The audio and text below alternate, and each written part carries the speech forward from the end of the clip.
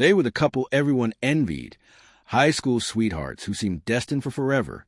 On their 10th wedding anniversary, he surprised her with what looked like the perfect gift. But that gift turned out to be the key to her murder, a carefully planned death sentence disguised as romance. This is a shocking case of betrayal, greed, and cold-blooded calculation that stunned an entire town. On the morning of May 14th, the quiet suburban neighborhood of Brookside was buzzing with excitement.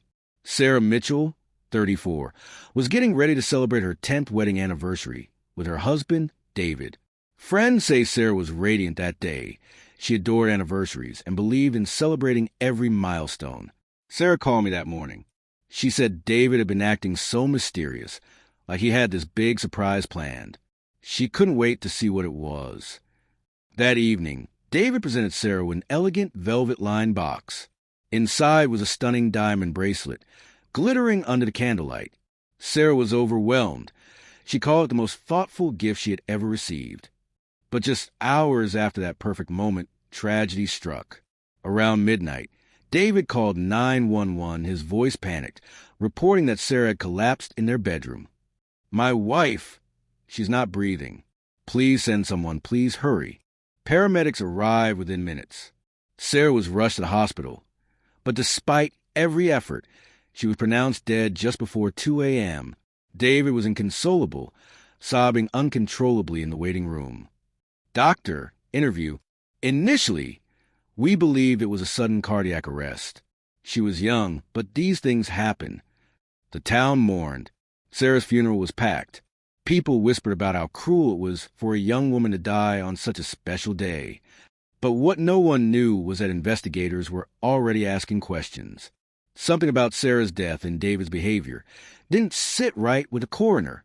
Coroner, interview. Her toxicology screen showed something unusual, a rare neurotoxin in her bloodstream. This was not a natural death. Detectives reopened the case as a suspicious death investigation. The focus quickly shifted to the last thing Sarah had eaten, drunk, and worn. Detective, interview. The bracelet immediately caught our attention. The metal showed traces of the same toxin we found in her system. Detectives began digging into David's life, and what they uncovered painted a very different picture of the grieving husband. David was drowning in debt. His business was failing, and he had taken out a massive life insurance policy on Sarah just months before her death, worth nearly $2 million. Friend, interview. Sarah told me she was worried about David's spending habits, but she had no idea about the insurance policy. None of us did. When questioned, David stuck to his story. He claimed the bracelet was ordered online from a reputable jeweler, but investigators discovered he had purchased it from a shadowy seller on the dark web. Under a fake name, detectives secured a search warrant for the Mitchell home. Inside David's office, they found incriminating evidence, receipts, online chats, and a detailed search history. Detective, interview. This wasn't a crime of passion. It was premeditated, meticulous. He knew exactly what he was doing.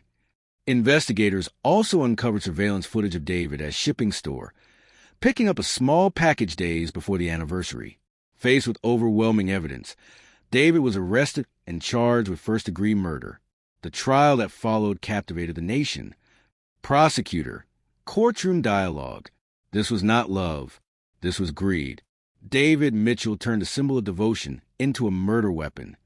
The defense argued David never intended harm, claiming the bracelet's toxicity was a manufacturing defect.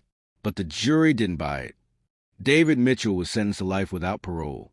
Sarah's family wept in relief and grief as the sentence was read.